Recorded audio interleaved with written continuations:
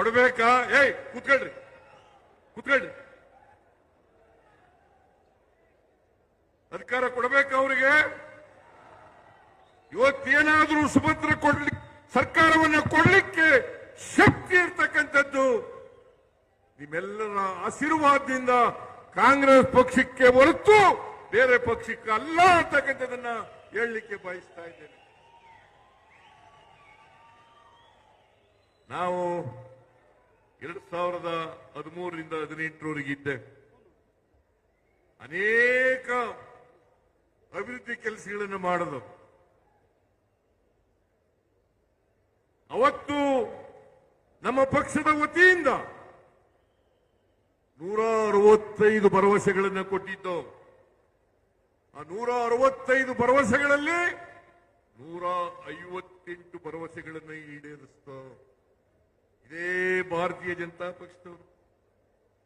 2018ರಲ್ಲಿ 600 ಭರವಸೆಗಳನ್ನು ಕೊಟ್ಟಿದ್ರು. ಅದರಲ್ಲಿ 10% ಭರವಸೆಗಳನ್ನು ಕೂಡ ಈಡೇರಿಸಲಿಕ್ಕೆ ಸಾಧ್ಯ ಆಗಲಿಲ್ಲ. ಕೊಟ್ಟ ಮಾತಿನಂತೆ ನಡ್ಕೊಂಡವರು ಕಾಂಗ್ರೆಸ್ನವರು, ಸುಭದ್ರ ಸರ್ಕಾರವನ್ನು ಕೊಟ್ಟವರು ಕಾಂಗ್ರೆಸ್ನವರು. ಇದನ್ನ ನೀವು ಅರ್ಥ ಮಾಡ್ಕೋಬೇಕಾಗ್ತದೆ. ಅನ್ನಭಾಗ್ಯ, ಕ್ಷೀರಭಾಗ್ಯ, ಕೃಷಿ ಭಾಗ್ಯ, ಇವತ್ತು ಬಹಳ ಮಾತಾಡ್ತಾರೆ. ಬಿಪಿಎಲ್ ಕಾರ್ಡ್ ಬಗ್ಗೆ ಬಹಳ ಮಾತಾಡ್ತಾರೆ. ಭಾರತೀಯ ಜನತಾ ಪಕ್ಷದವರು, ಜೆಡಿಎಸ್ನವರು ಬಿಪಿಎಲ್ ಕಾರ್ಡ್ ಬಗ್ಗೆ ಬಹಳ ಮಾತಾಡ್ತಾರೆ. ರಾಜ್ಯ ಸರ್ಕಾರ ಬಿಪಿಎಲ್ ಕಾರ್ಡ್ ಕೊಟ್ಟಿದ್ದು ವಾಪಸ್ ಕಿತ್ಕೊಂಡ್ಬಿಡ್ತದೆ, ಬಡವರಿಗೆ ಅನ್ನ ಕೊಡ್ತಾ ಇಲ್ಲ ಅಂತಕ್ಕಂಥ ಮಾತನ್ನು ಹೇಳ್ತೀನಿ. ನಾನು ಭಾರತೀಯ ಜನತಾ ಪಕ್ಷದವರಿಗೆ, ಜೆಡಿಎಸ್ನವರಿಗೆ ಒಂದು ಪ್ರಶ್ನೆಯನ್ನು ಕೇಳ್ತೀನಿ. 5 ಕೆಜಿ ಅಕ್ಕಿಯನ್ನು ಫ್ರೀಯಾಗಿ ಕೊಟ್ಟವರು ಯಾರು? ಫುಡ್ ಸೆಕ್ಯೂರಿಟಿ ಆಕ್ಟ್ ಅನ್ನ ಜಾರಿಗೆ ತಂದವರು ಯಾರು? ಬಿಜೆಪಿಯವರ, ಜೆಡಿಎಸ್ನವರ? ಹೇಯ್ ಕೂತ್ಕೊಳ್ಳಿ, ಅದು ಎದ್ದೋಗಿ ಎತ್ತಗೆ.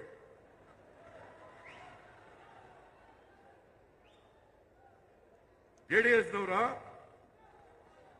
5 ಕೆಜಿ ಅಕ್ಕಿಯನ್ನ ಫ್ರೀಯಾಗಿ ಯಾರೂ ಕೂಡ ಬಡವರು ಹಸ್ಕೊಂಡು ಮಲಗಬಾರದು, ಕರ್ನಾಟಕ ರಾಜ್ಯ ಶಿವಮುಕ್ತ ರಾಜ್ಯ ಆಗಬೇಕು ಅಂತೇಳಿ 5 ಕೆಜಿ ಅಕ್ಕಿಯನ್ನು ಫ್ರೀಯಾಗಿ ಕೊಟ್ಟವರು ನಮ್ಮ ಸರ್ಕಾರ, ಬಿಜೆಪಿ ಸರ್ಕಾರ ಅಲ್ಲ. 5ರಿಂದ 7 ಕೆಜಿ ಅಕ್ಕಿಯನ್ನ ಬಡವರಿಗೆ ಕೊಡ್ತಕ್ಕಂಥ ತೀರ್ಮಾನವನ್ನ ಮಾಡಿದವರು ಕಾಂಗ್ರೆಸ್ ಸರ್ಕಾರ. ಮಿಸ್ಟರ್ ಅಶೋಕ, ಮಿಸ್ಟರ್ ಯಡಿಯೂರಪ್ಪ, ಯಾರ್ರೀ ಕೊಟ್ಟವರು? 7 ಕೆಜಿಯಿಂದ 5 ಕೆಜಿ ಮಾಡಿದವರು ಯಾರು? 7 ಕೆಜಿಯಿಂದ 5 ಕೆಜಿ ಮಾಡಿದವರು ಯಾರು? ಬಡವರ ಹೊಟ್ಟೆ ಮೇಲೆ ಹೊಡಿತಕ್ಕಂಥವರು ಬಿಜೆಪಿಯವರು, ಜೆಡಿಎಸ್ನವರೇ ಹೊರತು ಕಾಂಗ್ರೆಸ್ನವರಲ್ಲ.